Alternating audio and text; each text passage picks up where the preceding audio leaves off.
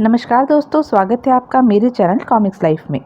शुरू करते हैं अनिल मोहन जी द्वारा लिखा गया मोना चौधरी और देवराज चौहान का एटमी धमाका हमला पार्ट 3। मुझे उसके पास ले चलो, देवराज चौहान उठते हुए बोला। जगमोहन भी साथ हो गया। सोहन लाल वहीं बैठा रहा। उनके बाहर निकलते ही सोहन लाल ने भागीरथ मल्होत्रा से कहा, लंच का वक्त बीता जा रहा है, आपके यहाँ किसी को खिलाने का रिवाज नहीं है क्या? भागीरथ मल्होत्रा ने गंभीर निगाहों से सोहन लाल को देखा, फिर सिर हिलाकर बोला, अभी मंगवाता हूँ। कहने के साथ ही उसने एक तरफ लगी बेल बजाई। जो भी तैयार हो वही मंगवा लेना, मेरे पेट में इतनी गुंजाइश नहीं कि वह ज़्यादा देर इंतज़ार कर सके। देवराज चौहान ने थापर के साथ बगल वाले कमरे में प्रवेश किया। जगमोहन साथ था। दरवाज़ा भीतर से बंद था। थापर के थपथपाने पर दरवाज़ा खुला। दरवाज़ा खोलने वाला 40 साला अक्खड़ और खतरनाक सा इंसान था। उसकी आंखों में क्रूरता और दृढ़ता भरी चमक थी। सिर के बाल छोटे थे और होठों पर छोटी छोटी मूछें थी। पतला जिस्म और चेहरा भिजा सा हुआ था। हाथ में थाम रखी रिवॉल्वर को वह इस तरह उछाल उछाल कर वापस उंगलियों में दबा रहा था जैसे कोई 5 साल का बच्चा अपनी गेंद हवा में उछालकर बार बार पकड़ रहा हो। उसने देवराज चौहान को घूरा। देवराज चौहान ने उसे गहरी निगाहों से देखा। पल भर में ही समझ गया कि सामने खड़ा इंसान राजस्थानी है और खतरनाक इंसान है। जगमोहन की सिकुड़ी निगाह भी उस पर ही थी। देवराज चौहान ने उस पर से निगाह हटाई और भीतर प्रवेश कर गया। सामने ही 16 बरस के करीब का नवयुवक कुर्सी पर बैठा था। उसके चेहरे पर फीकापन सा नजर आ रहा था। भय और खौफ के अलावा उसकी आंखों में क्रोध के भाव भी देखने को मिले। वह अमित था, भागीरथ मल्होत्रा का बेटा और रूपक लाल चंदोलिया का निशाना। आगे बढ़कर देवराज चौहान उसके करीब जाकर खड़ा हो गया। जगमोहन दरवाजे से ही टेक लगाकर आराम से खड़ा हो गया। अमित की उलझन भरी निगाह देवराज चौहान पर थी। न तो तुम्हें अक्ल है और न ही तुम्हारे बाप को, देवराज चौहान एकाएक सख्त स्वर में बोला। गौरव को मारना ही था तो और भी 50 ढंग थे।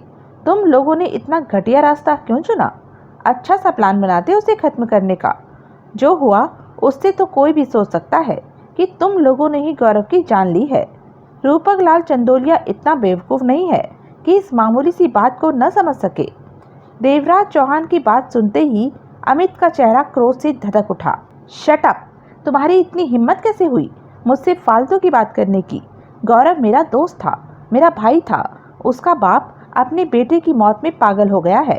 अब मैं इसमें क्या करूं कि उस एक्सीडेंट में मुझे एक खरोच भी नहीं आई और गौरव की जान चली गई। गौरव के बाप की बातों की वजह से मैं अपने दोस्त की मौत का गम भी नहीं कर सका ठीक से, और अब तुम आ गए हो कि? एकाएक अमित ने ठिठक कर थापर को देखते हुए पीछे दांतों से पूछा, यह कौन है अंकल? थापर खामोश रहा। देवराज चौहान की बात के बीच में आना उसने ठीक नहीं समझा। देवराज चौहान जो जानना चाहता था जान लिया था। अमित की आवाज़ और चेहरे के रंग ढंग उसने महसूस कर लिए थे कि अमित ठीक कह रहा है।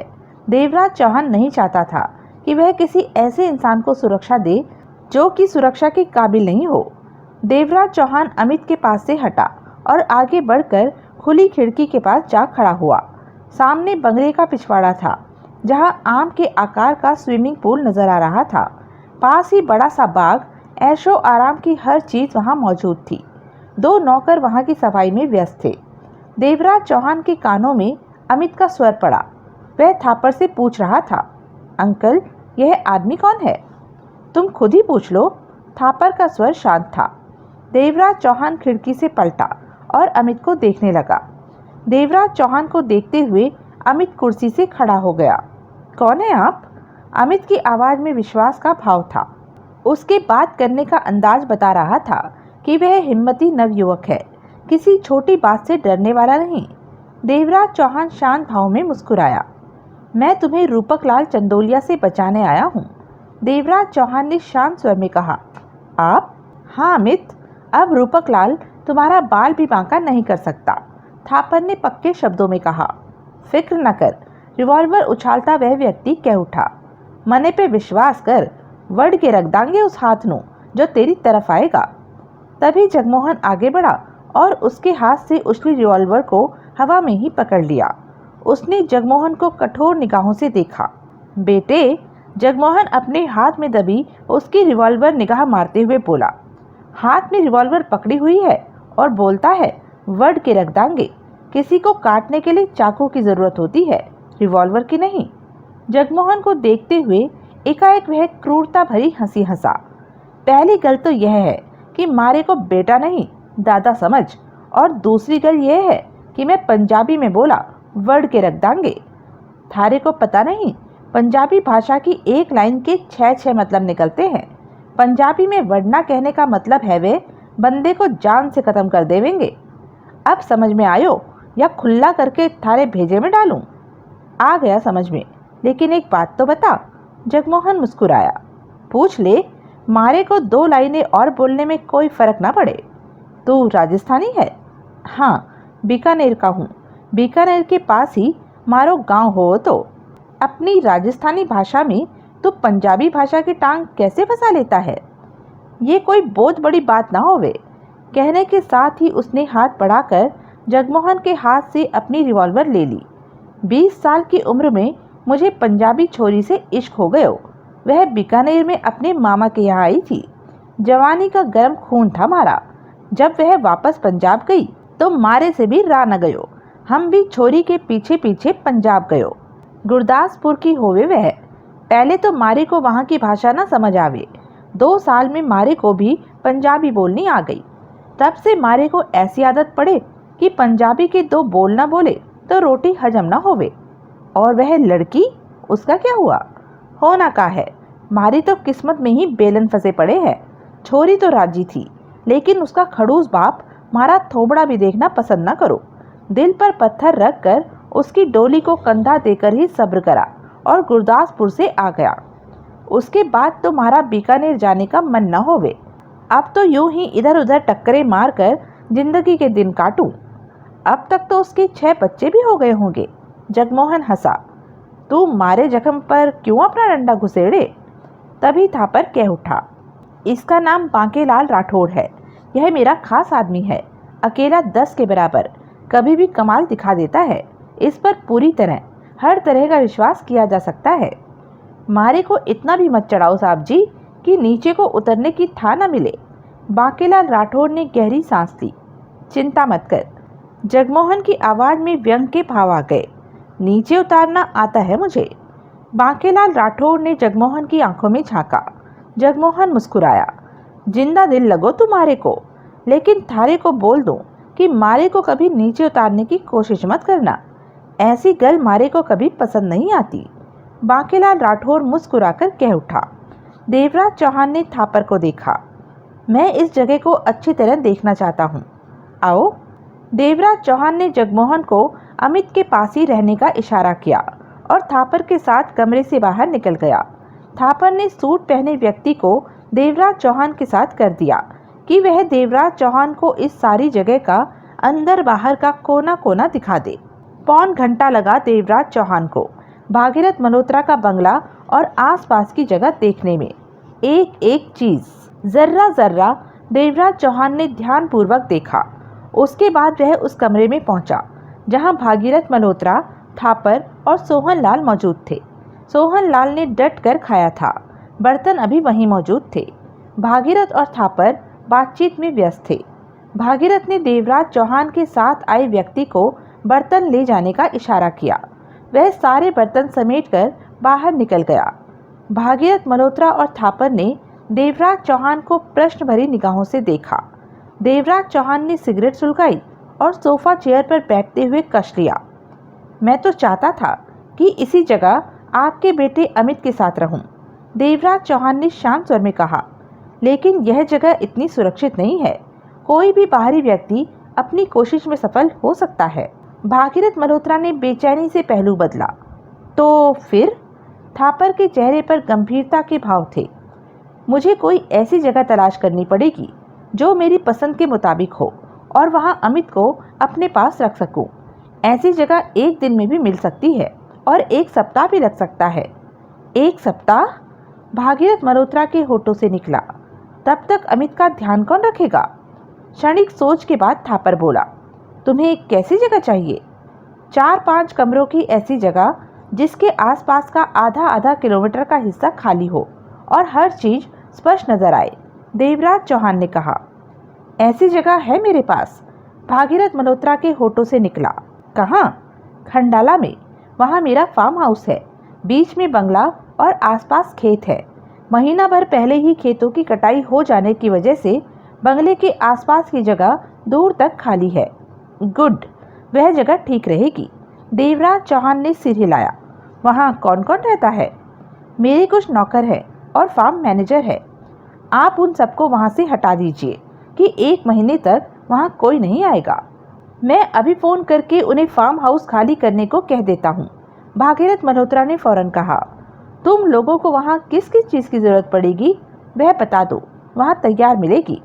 हमें कुछ नहीं चाहिए, देवराज चौहान ने सपाट स्वर में कहा। जो चाहिए होगा उसका इंतज़ाम हम खुद कर लेंगे। भागीरथ मल्होत्रा ने बेचैनी से हाथों को रगड़ा। तुम मेरे बेटे को बचा लोगे ना? देवराज चौहान ने भागीरथ मल्होत्रा की आंखों में देखा। ऐसा कोई दावा नहीं किया है मैंने, फिर भी आप मुझ पर विश्वास कर सकते हैं, देवराज चौहान ने सपाट स्वर में कहा। भागीरथ मल्होत्रा ने व्याकुलता से थापर को देखा। थापर ने आंखों ही आंखों में भागीरथ मल्होत्रा को तसल्ली दी, लेकिन जहां औलाद की जिंदगी और मौत का सवाल हो, वहां किसी की दी तसल्ली से भी तसल्ली नहीं मिलती। आपका बेटा अमित अभी मेरे साथ आपके खंडाला वाले फार्म हाउस पर जाएगा। महीना भर हम वहां रहेंगे। इस 1 महीने के वक्फे में आप वहां नहीं आएंगे, किसी भी कीमत पर नहीं आएंगे, देवराज चौहान ने कहा। क्यों? कोई वहां आए, ऐसे में ध्यान बढ़ जाता है, लापरवाही हो जाती है, देवराज चौहान ने शब्दों पर जोर दिया।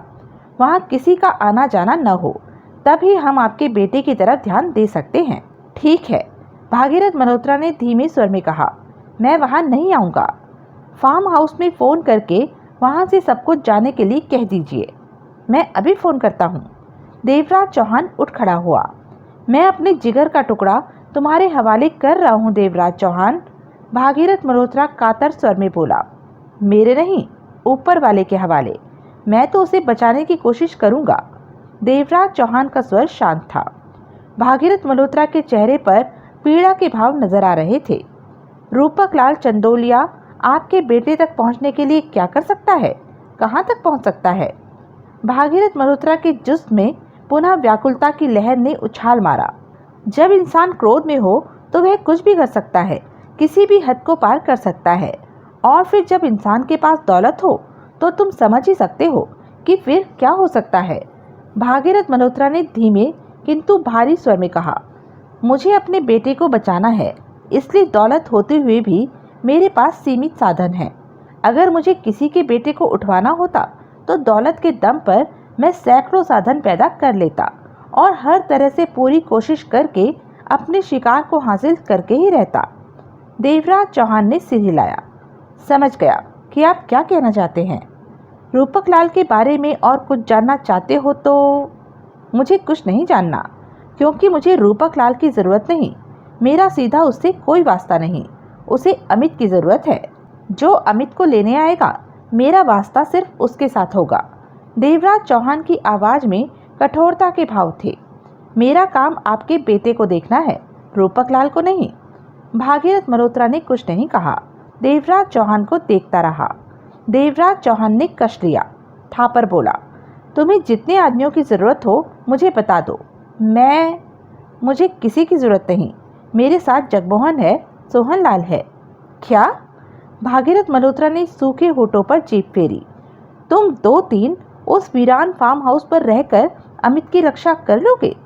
रूपक लाल ने अगर 10 आदमियों को हथियारों के साथ वहां भेज। सेठ जी, थापर ने टोका, आप खामोश रहिए। लेकिन मैंने कहा है आप खामोश रहिए, इस मामले में दखल देने की चेष्टा न करें, थापर ने स्पष्ट रूप से टोका। भागीरथ मल्होत्रा होठ भींचकर रह गया। आपको जो बात करनी हो वह बाद में मुझसे कर लीजिए, कहने के पश्चात थापर देवराज चौहान से बोला। ठीक है, वैसे मेरी मानो तो बांकेलाल राठौर को साथ ले लो। वह बहुत कमाल का आदमी है और बड़े से बड़ा कारनामा कर गुजरने की हिम्मत रखता है। तुम्हारे आने से पहले मैंने यूं ही नहीं बांकेलाल राठौर को अमित के पास रख छोड़ा था। एक आदमी साथ ले लेने में मुझे कोई ऐतराज नहीं। देवराज चौहान ने मुस्कुराकर कहा। आओ। दोनों बगल वाले कमरे में पहुंचे, जहां अमित, जगमोहन और बांकेलाल राठौर मौजूद थे। बांके, जी साहब जी, तुम देवराज चौहान के साथ जाओगे। तुम्हारी नज़रों में जो मेरा दर्जा है वही दर्जा देवराज चौहान के लिए रहेगा। बढ़िया गल साहब जी, आपने कहा तो मारे को कोई ऐतराज नहीं। तभी दरवाजे पर भागीरथ मल्होत्रा और सोहन लाल नजर आए। अपने पिता को देखकर अमित उठ खड़ा हुआ। पापा, अमित के होठों से परेशान सा स्वर निकला। हिम्मत रखो बेटे। जबकि भीतर ही भीतर भागीरथ मल्होत्रा की हिम्मत टूटी पड़ी थी। आज से तुम देवराज चौहान के साथ रहोगे। वह तुम्हें रूपक लाल के आदमियों से बचाएगा। अब 1 महीने बाद हम मिलेंगे। अगर यह तुम्हें बचा पाया तो। स्वर में पीड़ा के भाव थे। देवराज चौहान ने अमित को देखा। तुम्हें खंडाला वाले फार्म हाउस का रास्ता तो मालूम होगा? देवराज चौहान ने पूछा। चेहरे पर उलझन के भाव लिए अमित ने सहमति में सिर हिलाया। तो चलो, हम सबको अभी खंडाला रवाना होना है। 2-4 कपड़े साथ लेने हो तो ले लो। कुछ देर बाद वे सब कार पर खंडाला रवाना हुए। कार को जगमोहन ड्राइव कर रहा था। बगल में देवराज चौहान बैठा था। पिछली सीट पर सोहन लाल और बांकेलाल राठौर के बीच खींच से भरा बैठा था अमित। आदत के मुताबिक हाथ में पकड़ी रिवॉल्वर जरा सी हवा में उछालता हुआ बांकेलाल राठौर कह उठा। फिक्र न कर मुंडे, मारे पे भरोसा कर। जो हाथ तेरी तरफ आएगा वड़ के रख देंगे हम। रूपक लाल चंदोलिया ने दांत भींचकर सामने खड़े व्यक्ति को देखा। चेहरे पर एकाएक उसकी बात सुनकर गुस्सा उभर आया था। मुट्ठी कसकर कुर्सी के हत्थे पर मारी और गुर्राहट के साथ खड़ा हो गया। रूपक लाल चंदोलिया 55 बरस का 5 फीट का पतला चुस्त इंसान था। उसके हाव भाव से हर वक्त कुछ कर गुजरने की ललक झलकती थी, जैसे हर काम मिनटों में ही कर डालना चाहता हो। सब्र का दामन थामना तो उसने सीखा ही नहीं था। वह चाहता था कि बात मुंह से निकले और पूरी हो जाए। उसके हर रंग ढंग से दौलत की महक आती थी। यह ठीक था कि उसके पास भागीरथ मल्होत्रा से कम दौलत थी, लेकिन उसकी कम दौलत भी अरब से ज़्यादा थी। यह तो वह दौलत थी जो जग जाहिर थी। अगर कहीं छिपाकर भी रखी थी तो वह अलग थी। रूपक लाल चंदोलिया ने दोनों हाथ पीठ के पीछे बांधे और सामने खड़े व्यक्ति को कड़वी निगाहों से देखा। तो भागीरथ ने अपने बेटे को मुंबई से बाहर भेज दिया? कहते हुए रूपक लाल के दांत भिंच गए। जी हाँ, सुजान सिंह भागीरथ के बंगले की निगरानी कर रहा था। उसने अभी मोबाइल फोन पर यह खबर दी है। रूपक लाल चंदोलिया के चेहरे पर दरिंदगी उभरी। मेरे बेटे की जान लेकर अब अपने बेटे को छिपाता फिर रहा है? नहीं, कभी नहीं। भागीरथ मेरे हाथों से अपने बेटे को नहीं बचा सकता। मैं अपने हाथों से उसके बेटे को तड़पा तड़पा कर मारूंगा। वह कहीं भी भेज दे अपने बेटे को, नहीं बच सकेगा। वह कहाँ भेजा है? मुंबई के बाहर उसे। सुजान सिंह बता रहा था कि खंडाला वाली सड़क पर जा रही है आगे वाली कार। खंडाला? रूपक लाल का चेहरा गुस्से से सुर्ख हो गया। तो हो सकता है वे फार्म वाले बंगले पर जा रहे हों। यह सोचकर जा रहे होंगे कि वहां वह अमित को छिपा लेंगे। अमित के साथ कौन है? वह व्यक्ति 2 पल के लिए खामोश हो गया। क्या हुआ तेरे को? जवाब क्यों नहीं देता सूरज सिंह? रूपक लाल ने दांत किटकिटाकर कहा। सेठ जी, मेरा भाई सुजान सिंह बता रहा था कि कार पर 3 लोग भागीरथ मल्होत्रा के बंगले पर आए और करीब 1-1.5 घंटे बाद अमित को लेकर चल पड़े। उनके साथ बंगले से भीतर से एक और आदमी भी साथ हो गया था। वे सब खतरनाक लग रहे थे। ओह! रूपक लाल चंदोलिया की आंखों में क्रूरता के भाव चमके। समझा। तो अब भागीरथ ने मेरे हाथों से अपने बेटे को बचाने के लिए किराए के आदमी रख लिए हैं। वाह, मजा आ गया। देखते हैं कब तक कैसे बचाता है भागीरथ अपने बेटे अमित को। उसे तो मैं अपने हाथों से मारूंगा। सुजान सिंह इस बारे में अगली खबर कब देगा? पहला मौका मिलते ही। इस समय तो वह उस कार के पीछे लगा होगा। सुजान सिंह से बोल दिया था कि ठीक तरह से आगे वाली कार पर नजर रखे। भाई को कुछ कहने की जरूरत नहीं, वह अपना काम बखूबी जानता है। ठीक है। सुजान सिंह की खबर आते ही फौरन मुझे बताना, मैं अपने बेडरूम में हूँ। कहने के साथ ही रूपक लाल चंदोलिया कालीन पर पांव पटकता हुआ बाहर निकल गया। वह जानता था कि भागीरथ अपने बेटे को बचाने की पूरी चेष्टा करेगा, लेकिन वह यह भी जानता था कि अमित को उसके हाथों से मरना ही है। शाम के बाद सूरज सिंह रूपक लाल चंदोलिया के पास गया। खबर आई? रूपक लाल उसे देखते ही होठ भींचकर बोला। हाँ, भाई बोलता है कि वे चारों भागीरथ के लड़के अमित को लेकर खंडाला वाले फार्म के बंगले पर गए हैं। ओह! रूपक लाल चंदोलिया के चेहरे पर कड़वे भाव फैल गए। भाई यह भी बोलता है कि फार्म और फार्म का बंगला पूरी तरह खाली करा लिया गया है। वहां पर फार्म का कोई कर्मचारी नहीं है, फार्म मैनेजर भी नहीं, यहाँ तक कि चौकीदार भी नहीं। रूपक लाल चंदोलिया की आंखों में तीव्र चमक उभरी। बहुत खूब, यह तो बढ़िया मौका है अमित को ले उड़ने का। जी हाँ, वे 4 लोग अमित को बचा लेंगे? रूपक लाल ने एकाएक पूछा। भाई बोलता है कि उसने वहां का सब कुछ देख लिया है, उन चारों के हाथों से निकालकर उस लड़के को ला सकता है। भाई कहता था कि सेठ जी से पूछ लूं, वह लड़के को उड़ा ले। उड़ा ले, इसमें पूछना क्या? रूपक लाल क्रूर स्वर में बोला। यही तो करना है हमें, तू भी वहां जाकर उसका साथ दे। भाई बोलता है मेरी जरूरत नहीं, वह अकेला ही निपट लेगा। ठीक है, निपट ले, बोल उसे लड़के को फार्म हाउस से निकाल कर कहीं रखे और यहाँ खबर कर दे, हम आ जाएंगे। लेकिन उसे बोलना, पहले की तरह असफल नहीं होना है, मैं कामयाबी की खबर सुनना चाहता हूँ। सूरज सिंह 2 पल खामोश रहा, फिर कह उठा। भाई एक बात और भी बोलता था। तो बोल। वह कहता था कि फार्म हाउस पर लड़के को खत्म करना बहुत आसान है। सूरज सिंह धीमे स्वर में बोला। Shut up! रूपक लाल चंदोलिया के दांत भिंच गए। उसे मारने की बात तो सोचना भी नहीं, वह सिर्फ मेरे हाथों से मरेगा। मैं मारूंगा उसे, जिस तरह मेरे बेटे को बाप बेटे ने मारा था। मुझे वह जिंदा चाहिए सूरज सिंह। जी। सूरज सिंह ने शांत भाव से सिर हिलाया। रूपक लाल का चेहरा गुस्से से लाल सुर्ख हो रहा था। सुजान सिंह का फोन नंबर है कोई तेरे पास? नहीं, वह तो खंडाला में है। तो वह तेरे को फोन करेगा? जी।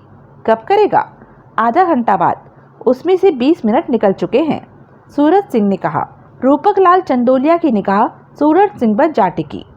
मैं तुम दोनों को मुंह मांगी दौलत दे रहा हूँ कि तुम दोनों भाई उस कमीने भागीरथ के बेटे को उठाकर मेरे पास ले आओगे। एक मौका तुम दोनों भाइयों को कुछ कर गुजरने का मिला था, लेकिन नाकाम रहे। अमित खुद को तुम दोनों के हाथों से बचा गया। जैसे चर्चे तुम दोनों भाइयों के शहर में फैले हैं, उन चर्चों को सलामत रहने दो और कुछ करके दिखाओ। बार बार की असफलता मैं बर्दाश्त नहीं करूंगा। मुंह मांगी कीमत दे रहा हूँ तो तुरंत ही अपनी पसंद का काम भी चाहता हूँ। कान खोलकर सुन लो सूरज सिंह। रूपक लाल का स्वर कठोर था। सूरज सिंह की आंखों में बसी रहने वाली खूंखारता ने उछाल मारी। भिंचे से रहने वाले होठ और भी भिंच गए। उसने अपनी कोवे जैसी नाक को 2 उंगलियों में दबाकर खींचा। सुजान सिंह का फोन आए तो बोलना, अमित को फौरन अपने कब्जे में करके हमें फोन करे। मैं खुद भाई के पास जा रहा हूँ, सूरज सिंह भिंचे स्वर में कह उठा। खंडाला? हाँ, उसके काम में हाथ बटाने। क्यों? रूपक लाल ने कड़वे स्वर में कहा। मामूली सा काम अकेला नहीं कर सकता सुजान सिंह, उसको इस वक्त मेरी जरूरत है। सूरज सिंह के होठों से खतरनाक स्वर निकला। भागीरथ मल्होत्रा इतना बेवकूफ नहीं होगा कि यूं ही अपने जिगर के टुकड़े को, इकलौती औलाद को मौत के मुंह में झोंकने के लिए 4 लोगों के हवाले करके फार्म पर भेज दे और फार्म भी खाली करा दे। वे चारों खतरनाक होंगे। भाई ने इस तरफ सोचा नहीं, इसलिए वह इस काम को आसान कह रहा है। आप भागीरथ के बेटे को उठाने के लिए हमारी सहायता ले सकते हैं, तो वह भी अपने बेटे को बचाने के लिए हमसे ज़्यादा मजबूत दीवारें खड़ी कर देगा। यह मामला इतना आसान नहीं है जितना कि आप समझ रहे हैं। मुंह मांगी दौलत हमें मिल रही है तो हम उस दौलत के भार के बराबर का काम भी कर रहे हैं, लेकिन आपकी दौलत की तरह भागीरथ के बेटे के गले की चेन हमारे हाथ में नहीं है कि आपके कहते ही चेन का सिरा आपको थमा दे। ऐसे कामों में वक्त लगता है। सूरज सिंह के चेहरे पर दरिंदगी नाच रही थी। सूरज सिंह के चेहरे के भाव देखकर रूपक लाल चंदोलिया भीतर ही भीतर संभला, सिर हिलाया, बोला नहीं। चेहरे पर सोच के भाव, गुस्से के भाव, चिंता के भाव बारी बारी आ रहे थे। कब जाएगा तू खंडाला? इस वक्त शाम है, आधी रात तक वहाँ पहुँच जाऊँगा। भाई का फ़ोन आते ही चल दूँगा, हम दोनों वहाँ संभाल लेंगे। भागीरथ का बेटा मुझे जिंदा चाहिए। रूपक लाल के दांत पिसते चले गए। वह मरा तो हमारी गोली से नहीं मरेगा, नहीं मरा तो आपको जिंदा मिलेगा, सूरज सिंह ने खतरनाक स्वर में कहा। यह तुम जानो।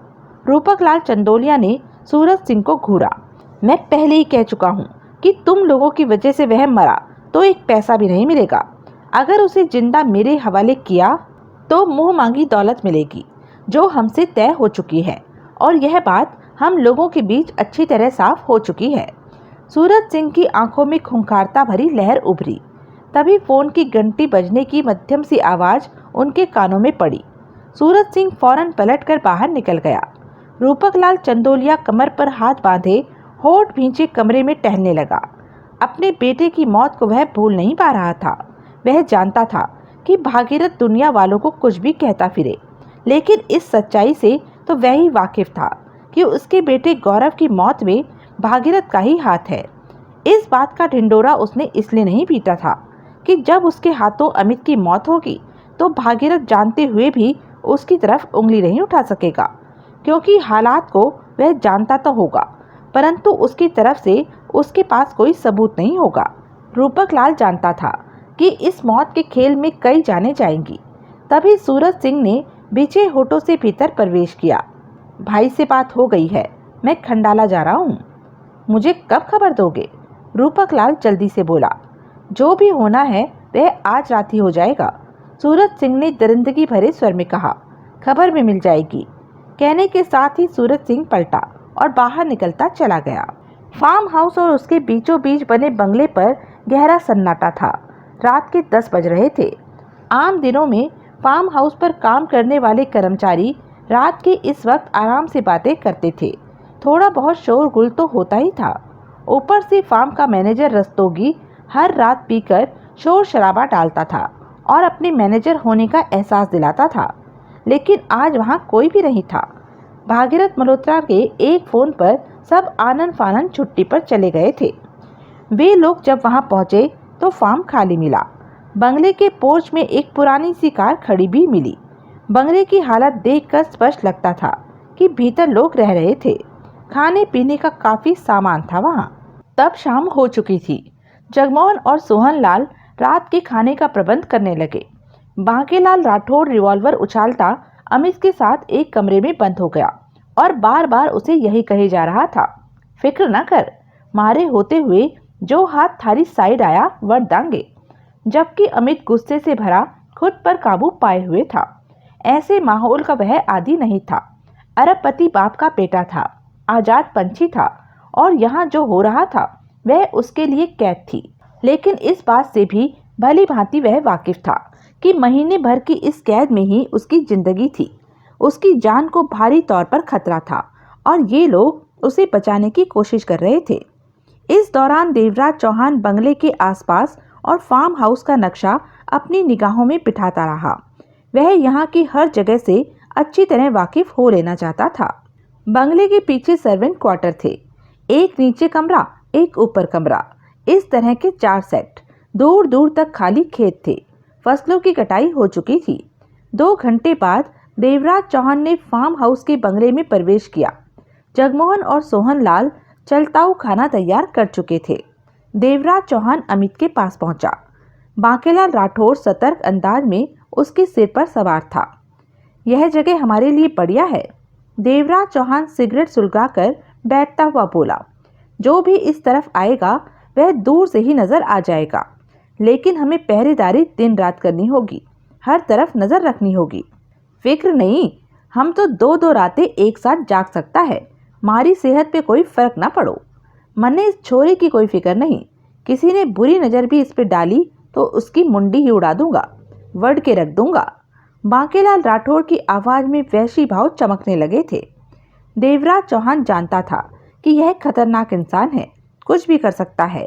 थापर ने इसे यूं ही उसके हवाले नहीं किया। देवराज चौहान ने बांकेलाल राठौड़ पर निगाह मारी। खाना तैयार है, तुम लोग खा लो, सोहन लाल को बोलता हूँ, वह अभी दे जाएगा। देवराज चौहान का स्वर शांत था। उसके बाद तुम लड़के को लेकर सर्वेंट क्वार्टर में चले जाओगे, रात वहीं रहोगे। क्या? बांकेलाल राठौर ने देवराज चौहान को घूरा। सर्वेंट क्वार्टर बंगले के पीछे वाले हिस्से में बने हुए हैं। देवराज चौहान ने उसकी आंखों में झांका। और हम तीनों इसी बंगले पर मौजूद रहेंगे। लाइटें जलती रहेंगी, पहरा जारी रहेगा। बांकेलाल राठौर एकाएक हौले से हंस पड़ा। समझा, सब समझ गया, मान गए, दूर की खेलते हो। मने तो पहले ही पता था कि तू छोटी मोटी चीज नहीं है। जब मारे साहब जी थारे से दबकर बातें करें तो तभी मारे को लग गया था कि थारी उड़ान कुछ ऊंची है, और इब तो ताक भी लिया। बांकेलाल राठौर हाथ में थमी रिवॉल्वर उछाले जा रहा था। थारा मतलब कि जो इस छोरे के वास्ते आवे वो बंगले में झांके, यह न सोचे कि छोरा सर्वेंट क्वार्टर में पड़ा है। देवराज चौहान ने सिर हिलाया। अभी तो मामला शुरू हुआ है, शायद 2-4 दिन कुछ न हो, लेकिन कुछ होने पर भी तुम हर हालत में लड़के के साथ सर्वेंट क्वार्टर में ही रहोगे। किसी भी कीमत पर इसे अकेला छोड़कर बाहर नहीं निकलोगे। देवराज चौहान बोला। मारी खोपड़ी में इतनी अकल तो होवे कि कब का करना है। बांकेलाल राठौर हाथ हिलाकर बोला, फिक्र नहीं कर, ऐसा कुछ हुआ तो हम सारी गोटी ऐसे फिट करूं कि मैंने कहा है तुम्हें इस लड़के के साथ सर्वेंट क्वार्टर में ही रहना है। बाहर कुछ भी हो, दिन होने पर ही बाहर आना है। कमाल दी गलवे, मने कब ऐतराज होवे? मारे मुंह से तन्ने सुना कि मैं बाहर आऊं? मन ने ऐसा न कहा।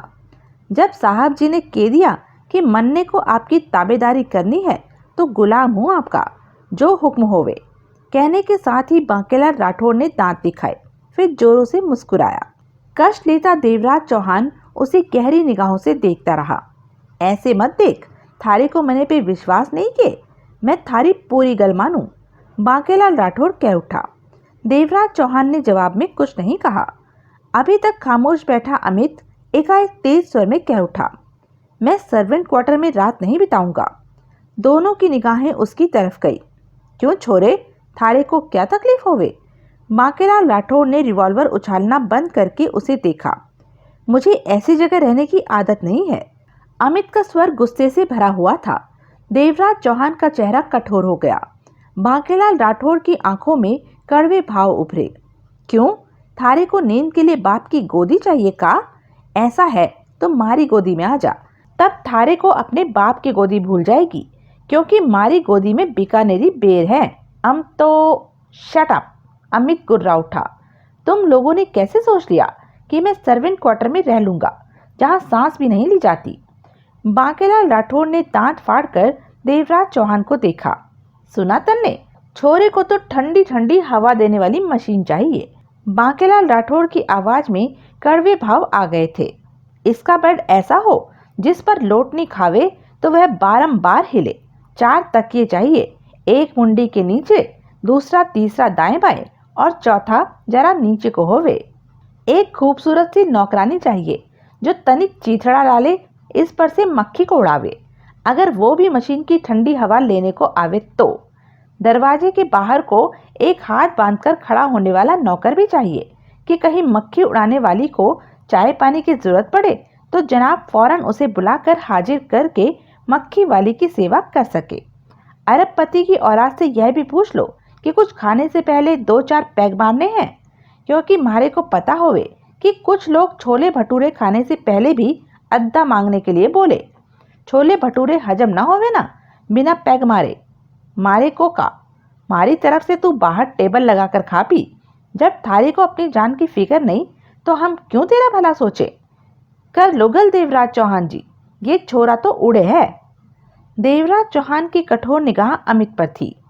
हम लोग अपना काम धंधा छोड़कर तुम्हें बचाने की कोशिश कर रहे हैं, मालूम है? अमित ने हौले से सिर हिलाया। तुम्हें बचाने का ठेका हमने लिया है, लेकिन उसके बदले हम कोई पैसा नहीं ले रहे। देवराज चौहान ने सख्त स्वर में कहा। ऐसे में तो तुम्हें पूरी तरह हमारे साथ सहयोग करना चाहिए। अगर तुम ही हमारी पकड़ से भागते फिरोगे तो जो तुम्हारे पीछे हैं उन्हें हम कैसे संभाल पाएंगे? अमित उखड़े भावों से देवराज चौहान को देखता रहा। समझदार बनो, 1 महीना हम जो कहें सिर्फ वही करो। मैं कब मना कर रहा हूँ? लेकिन सर्वेंट क्वार्टर में मुझे नींद नहीं आएगी। मैं नींद नहीं आए तो जागते रहना। देवराज चौहान के दांत भिंच गए। लो, बांकेलाल राठौड़ कड़वे स्वर में कह उठा। खौती ओथे ही खलोती, मारे को तो लागो है, छोरा जरूर कोई रंग दिखावे और मारी मिट्टी पलीत करे। ओए छोरे! बांकेलाल राठौड़ का स्वर एकाएक बदला और आवाज में दरिंदगी आ गई। कान खोलकर सुन ले मारी बात। 1 महीने तक हम कहें बैठ तो बैठ जा, हम कहें खड़ा तो खड़ा हो जा। इस काम में दोस्ती यारी ना चाले। ये मारा काम है और मारे को कर लेवन दे, नहीं तो समझ ले थारी खाट बीकानेर सरका दूंगा। अमित की क्रोध भरी निगाह बांकेलाल राठौड़ पर जा टिकी थी। तुम्हारी इतनी हिम्मत कि मुझसे ऐसे बात करो? मैं? थारी जुबान ज्यादा ही चल है, डाल इसे भीतर को। मारी हिम्मत को मत देख कितनी लंबी है। थारी तो नजर भी वहां तक न जा सके जहां तक मारी हिम्मत का सिरा होवे। तभी सोहन लाल ने भीतर प्रवेश किया। उसके हाथ में खाने के 2 थाल थे। लो। सोहन लाल खाने के थाल टेबल पर रखता हुआ बोला, खाना खा लो। जगमोहन कहाँ है? देवराज चौहान ने सोहन लाल से पूछा। बाहर है, हवाखोरी के साथ इधर उधर देख रहा है। सोहन लाल बोला, आज तो यहाँ कोई गड़बड़ नहीं होगी? नहीं, देवराज चौहान ने शांत स्वर में कहा। मेरे ख्याल में 2-3 दिन तक तो शांति रहेगी। रूपक लाल ने जो आदमी अमित के पीछे लगा रखे हैं, वे यहाँ का माहौल जानने के बाद 1-2 दिन के बाद ही कुछ करेंगे। यह भी तो होवे कि किसी को खबर न हो कि यह छोरा यहाँ है। बांकेलाल राठौड़ बोला, यह नहीं हो सकता। देवराज चौहान की आवाज में विश्वास के भाव थे। रूपक लाल ने अमित को खत्म करने के लिए 1 महीने का वक्त दिया है। ऐसे में वह अमित की तरफ से लापरवाह नहीं रह सकता। उसे पूरी खबर होगी कि अमित इस वक्त खंडाला के फार्म हाउस में है। थारी बात मने जचे, ठीक कहो। बांकेलाल राठौड़ ने सिर हिलाया। मैं यह खाना नहीं खाऊंगा। अमित की आवाज पर सबकी निगाह उसकी तरफ घूमी। थारे को इसमें भी ठंडी मशीन लगवानी है के? बांकेलाल राठौड़ की आवाज कड़वी हो गई। ऐसा खाना तो हमारे नौकर भी नहीं खाते। कहने के साथ ही अमित गुस्से से उठकर खड़ा हो गया। यहाँ तेरी माँ नहीं बैठी हल्दी नमक डालने को? सोहन लाल ने उसे घूरा। तभी देवराज चौहान उठा और आगे बढ़कर जोरदार घूसा उसके गाल पर मारा। अमित के होठों से चीख निकली और वह कुर्सी से टकराकर नीचे जा गिरा।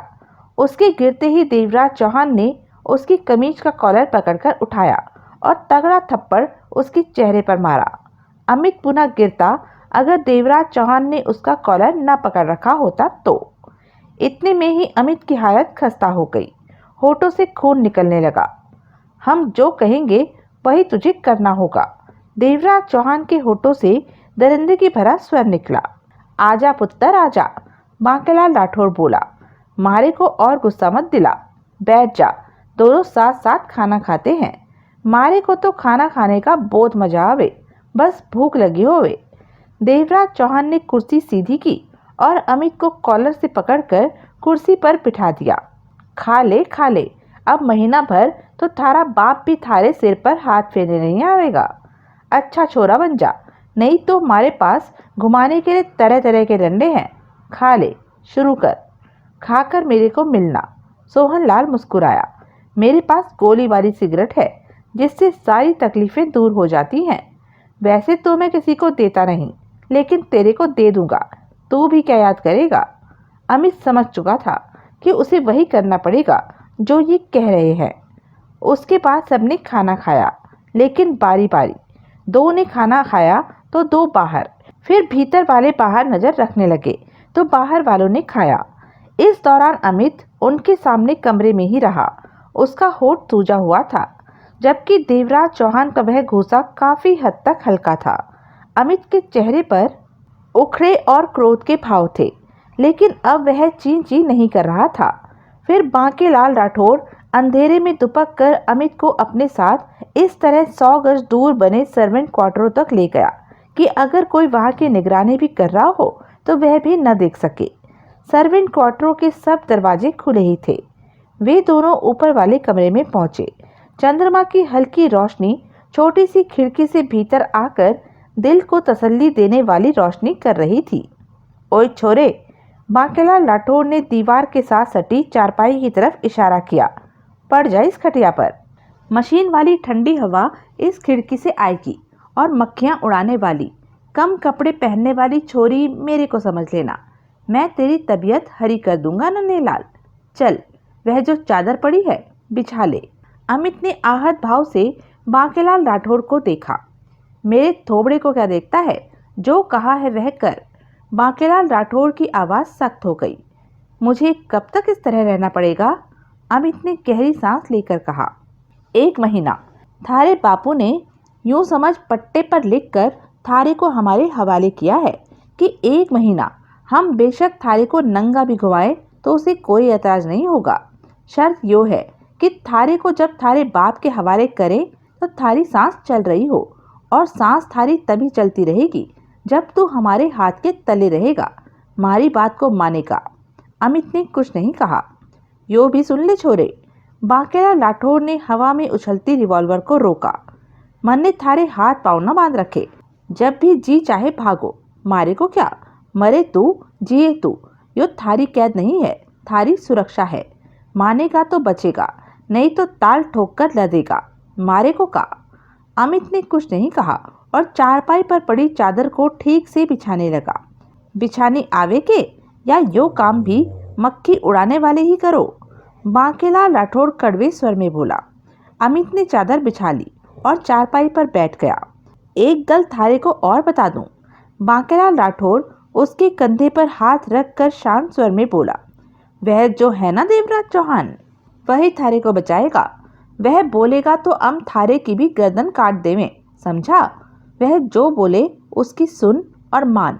अभी तो उसने थारे को 2 मारे हैं, वह तो थारी टांग तोड़कर 2 महीने के लिए भी लिटा देगा। ठीक से समझ ले, मारे को तकलीफ मत देना टांग तोड़ने के वास्ते। अमित कुछ नहीं बोला। बांकेलाल राठौर ने इधर उधर नजर मारकर कोने में पड़ी टूटी फूटी कुर्सी को थोड़ा सा दुरुस्त किया और उस पर बैठ गया।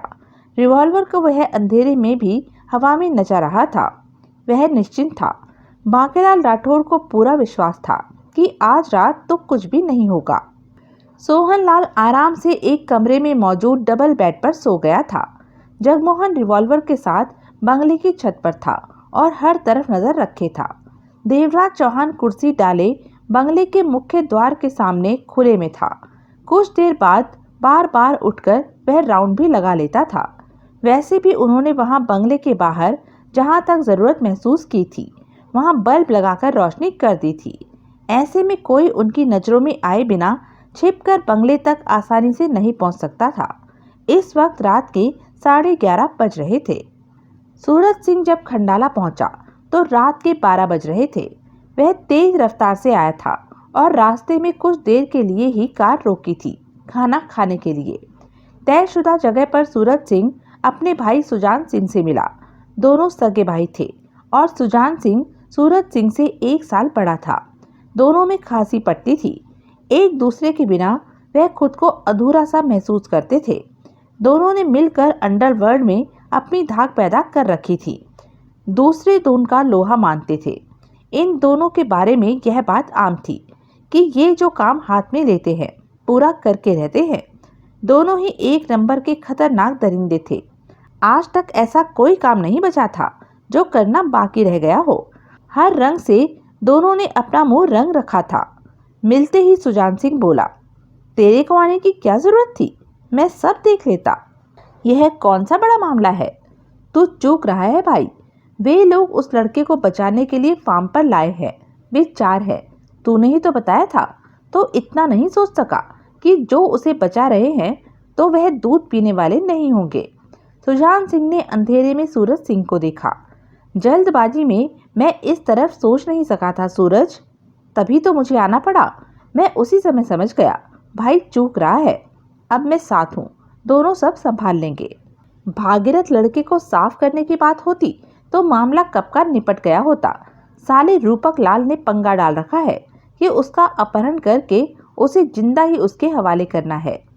क्या फर्क पड़ता है भाई, बदले में वह हमें कितनी बड़ी रकम दे रहा है। सूरज सिंह बोला, तूने उन 4 को देखा होगा जो लड़के को बचा रहे हैं। कौन है वे लोग? मेरे ख्याल में मैंने उन्हें पहले कभी नहीं देखा। सुजान सिंह ने कहा, भागीरथ नए रंग रूटों को तो बुलाने से रहा, अपने बेटे को बचाने के लिए। यकीनन वे पुराने और मंझे हुए खिलाड़ी होंगे, नाम वाम वाले होंगे। सूरज सिंह ने अपने शब्दों पर जोर दिया। कम से कम मैंने उन लोगों को पहले नहीं देखा। मतलब कि तूने उन चारों की शक्ल अच्छी तरह देखी? हाँ। ठीक है भाई, अब बोल, वे सब पक्का ही फार्म वाले बंगले पर हैं? हाँ, 1 घंटा पहले ही वहाँ से हटा हूँ। बंगले के आसपास 2-4 फालतू लाइटें लगाकर और भी रोशनी कर ली है, ताकि कोई छिपकर बंगले तक ना आ सके। सुजान सिंह होठ भींचकर बोला, इसका मतलब उन लोगों ने और भी पुख्ता इंतजाम कर रखे होंगे? हाँ, लेकिन आज की रात एक बात हमारे लिए फायदेमंद हो सकती है। क्या?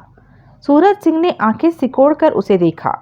कम से कम आज की रात तो वे सब इस ख्याल में होंगे कि वहां कुछ नहीं होगा। रूपक लाल के आदमी इतनी जल्दी एकदम से बंगले पर हमला नहीं बोलेंगे, पहले 1-2 दिन हवा का रुख देखेंगे। इस सोच के साथ वे यकीनन कुछ हद तक तो लापरवाह होंगे और हम उनकी इस लापरवाही का फायदा उठा सकते हैं। तो ठीक बोलता है भाई, हम दोनों 6 के बराबर हैं और वे तो 4 हैं। चलें? सुजान सिंह की आंखों में खूंखारता के भाव चमके। हाँ, मेरी कार का इंजन गर्म है, इसे यहीं रहने दे। तेरी कार में चलते हैं। कितनी देर का रास्ता है? सिर्फ 20 मिनट का। दोनों कार में बैठे। सुजान सिंह ने कार आगे बढ़ा दी। मुख्य सड़क से, जहां से फार्म पर जाने का रास्ता शुरू होता था, सुजान सिंह ने वहीं कार रोकी और इंजन बंद करके सिगरेट सुलगाई। चेहरे पर मरने मारने के भाव उभरे पड़े थे। सूरज सिंह ने आसपास देखा। हर तरफ गुप्त अंधेरा था। जो सामने कच्ची सड़क जा रही है, यह करीब आधा किलोमीटर से कुछ ही ज्यादा है। उसके बाद फार्म वाला हिस्सा शुरू हो जाता है और वहां से बंगला भी नजर आता है। सुजान सिंह होठ भींचकर बोला। सूरज सिंह दरवाजा खोलकर कार से बाहर आ गया। सुजान सिंह भी निकला। फसलें कटी पड़ी हैं, सारी जगह खाली नजर आती है, यानी कि हमें दूर से देखा जा सकता है। तभी देखा जा सकता है जब वे लोग जाग रहे हों, पहरा दे रहे हों। सूरज सिंह का स्वर कड़वा था। वे 4 हैं, कोई तो जाग रहा होगा। आज उनका पहला दिन है। उन्हें यकीन होगा कि पहले ही दिन यहाँ पर भागीरथ के लड़के को छीनने की कोशिश करने कोई नहीं आएगा। जो भी आएगा योजना बनाकर कुछ तैयारी करेगा और 2 दिन बाद आएगा। उनकी इस लापरवाही का फायदा उठाना है हमें, लेकिन उन्हें बेवकूफ नहीं समझना है। सूरज सिंह के दांत भींचते चले गए। जो लोग उस लड़के को लेकर ऐसी वीरान जगह आ गए हैं, वे हौसले वाले होंगे। सुजान सिंह के चेहरे पर क्रूरता के भाव उभरे। हमसे ज्यादा हौसला होगा उनमें। भाई, सूरज सिंह ने अंधेरे में सुजान सिंह पर निगाह मारी। हौसला कब कौन दिखा जाए पता नहीं चल पाता। याद नहीं, पिछली बार मरियल से शराबी ने हम दोनों पर रिवॉल्वर तान दी। वह तो हम दोनों को भी गोली से उड़ा देता। खैर रही कि मैंने जलती सिगरेट फेंकी जो उसके गाल में लगी और तुमने उसे दबोच लिया।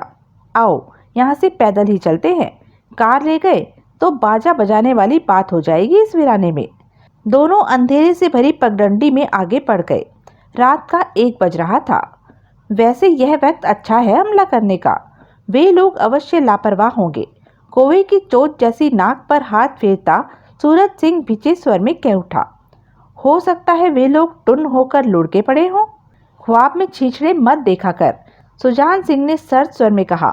सपने देखने बंद कर दे, नहीं तो अभी तो कहने लगेगा कि फार्म के बंगले पर पहुंचते ही लड़का बाहें फैलाए खड़ा होगा और हमें देखते ही गले से आ लगेगा और कहेगा कि मैं तुम लोगों का ही इंतजार कर रहा था। चलो, मुझे रूपक लाल के पास ले चलो। अंधेरे में सूरज सिंह के होठों पर जहरीली मुस्कान उभरी। कोई बड़ी बात नहीं भाई कि अगर ऐसा भी हो जाए। यह क्यों नहीं सोचता कि उनकी गोली तेरे सीने में लगेगी और मुझे तेरी लाश छोड़कर भागना पड़ेगा। भाई, सूरज सिंह का स्वर वैशी हो गया। मैं तेरी तरह पागलों वाली बातें नहीं सोचता। मैं तो काम की बात सोचता हूँ। वह बात सोचता हूँ जो मेरे हक में हो। दोनों तेजी से आगे बढ़ते जा रहे थे। कुछ देर बाद सूरज सिंह बोला। भाई, मैं एक बात सोच रहा हूँ। अपने काम की बात? सुजान सिंह ने व्यंग से कहा। हाँ, जो तेरे हक में जाती हो। हाँ, बोल बोल। इस काम को पूरा करते ही रूपक लाल हमें तगड़ा पैसा देगा। बोलता रह। हमेशा की तरह मिलने वाली इस दौलत को भी आधा आधा कर लेंगे। सुजान सिंह ने चलते चलते कोवे की चोट जैसी नाक पर आने वाले पसीने को साफ किया। उसके पास सोचता हूँ कि शराफत से जिंदगी बिताई जाए। बहुत हो गया यह सब, आराम करने का भी वक्त मिलना चाहिए। शराफत की जिंदगी किसे कहते हैं? सुजान सिंह की आवाज में कड़वापन आ गया। शादी करके एक तरफ होकर आराम से बैठ जाना। एक बात बोलूं? सुजान सिंह ने सपाट में कहा। क्या? यह बात भी तेरे हक की है, काम की है। सुनकर समझ लेना कि हम कुत्ते हैं और कुत्ते कभी भी काटना नहीं छोड़ते। हम किसी औरत का सिंदूर मिटा तो सकते हैं, लेकिन लगा नहीं सकते। किसी औरत के कपड़े फाड़कर उतार तो सकते हैं, लेकिन उन्हें वापस उसके शरीर पर पहनाना हमें नहीं आता। सूरज सिंह कुछ नहीं बोला। शायद तू मेरी बात नहीं समझा। अच्छी तरह समझ गया हूँ, तभी तो कुछ कहा नहीं। सूरज सिंह का स्वर शांत था। तभी वे दोनों ठिठके। निगाहें कुछ दूर नजर आ रहे बंगले पर जा टिकी, जिसके आसपास लाइटें इस तरह रोशन कर रखी थी कि बंगले के पास आने वाला उस रोशनी से बचकर नहीं रह सकता था। और रोशनी में आने का मतलब था वहां मौजूद लोगों की नजरों में फौरन आ जाना। सालों ने इंतजाम ठीक कर रखा है। सुजान सिंह होठ भींचकर बड़बड़ाया। इस इंतजाम का फायदा तभी है जब वे लोग चौकस हों। अगर टुन होकर सोए पड़े हों तो क्या फायदा? दोनों कई पलों तक बंगले पर निगाह टिकाए अंधेरे में खड़े हो गए। भाई, सूरज सिंह ने एकाएक कहा। हाँ, इतना बड़ा बंगला है और वे सिर्फ 4, मतलब कि सिर्फ 4 लोग इतने बड़े बंगले की निगरानी नहीं कर सकते। यह तो हो नहीं सकता कि वे चारों हथियारों के साथ बंगले की छत के चारों कोनों में खड़े हों और भागीरथ का लड़का बंगले में आराम से सोया हो। साफ बोल। मतलब कि बंगले की किसी न किसी तरफ से तो हमारे लिए रास्ता साफ ही है। किस तरफ से? सुजान सिंह ने कठोर स्वर में कहते हुए अंधेरे में उसे घूर कर देखा। 2 पल खामोश रहकर सूरज सिंह बोला, यह तो पता नहीं, लेकिन किसी तरफ से तो हमारे लिए रास्ता है। हम बंगले तक पहुंच सकते हैं। पागलों वाली बातें मत कर, सुजान सिंह पूर्वता स्वर में बोला। बेशक तेरी बात सही है, लेकिन हम यह नहीं जान सकते कि किस तरह से हम आसानी से बंगले तक पहुंच सकते हैं। जिस भी रास्ते का हमने चुनाव किया, अगर उसी पर वे लोग डंडा पकड़े खड़े हों तो? सूरज सिंह के होठ भींच गए। वे लोग बेवकूफ नहीं होंगे कि इस तरह उन्होंने न सोच रखा होगा। सुजान सिंह गुर्राया। हरामजादे, सूरज सिंह बड़बड़ा उठा। कितना बजा है? सुजान सिंह का स्वर भिंचा हुआ था। सूरज सिंह ने सुजान सिंह पर निगाह मारी, फिर अंधेरे में किसी तरफ वक्त देखा। 1:30 बजा है। सुजान सिंह ने दांत भींचकर कहा। हम यहाँ 1.5 घंटा इंतजार करेंगे। ठीक 3 बजे बंगले की तरफ बढ़ेंगे। 3 बजे का वक्त ऐसा होता है कि आमतौर पर हर कोई सुस्त हो जाता है। भाई, तो ठीक बोलता है। खुली जगह पर मच्छरों के बीच दोनों ने 1.5 घंटा बिताया। इस दौरान दोनों सतर्क और चुस्त रहे। सुस्ती उन पर हावी नहीं हुई। वे काम पर थे। भागीरथ के लड़के को हर हाल में उड़ा ले जाना था। 3 बजे के करीब सुजान सिंह बोला, मैं आगे आऊँगा और तू मेरे को 50 गज पीछे से कवर करेगा। भाई, सूरज सिंह ने कहना चाहा। जो मैंने कहा है इस समय वही कर, बहस नहीं। सुजान सिंह कठोर स्वर में बोला। तू अपने को खतरे में क्यों डालता है भाई? मैं आगे, तू आगे हो या मैं, एक ही बात है। सुन, तू 50 गज पीछे रहकर मुझे कवर करेगा। कहते हुए सुजान सिंह ने जेब से रिवॉल्वर निकाल ली। मेरे ख्याल से कोई खास खतरा सामने नहीं आएगा। सूरज सिंह ने भी रिवॉल्वर हाथ में ले ली। उसके चेहरे पर खूंखारता सिमट आई थी। चल भाई, आगे चल, मैं पीछे हूँ। सूरज सिंह की आवाज़ में दरिंदगी के भाव थे। तो यह थी अब तक की कहानी। आगे की कहानी जानने के लिए बने रहें मेरे साथ। और हाँ, मेरे चैनल को लाइक, शेयर और सब्सक्राइब करना ना भूलें। और कमेंट करके ज़रूर बताएं कि यह वीडियो आपको कैसा लगा। धन्यवाद।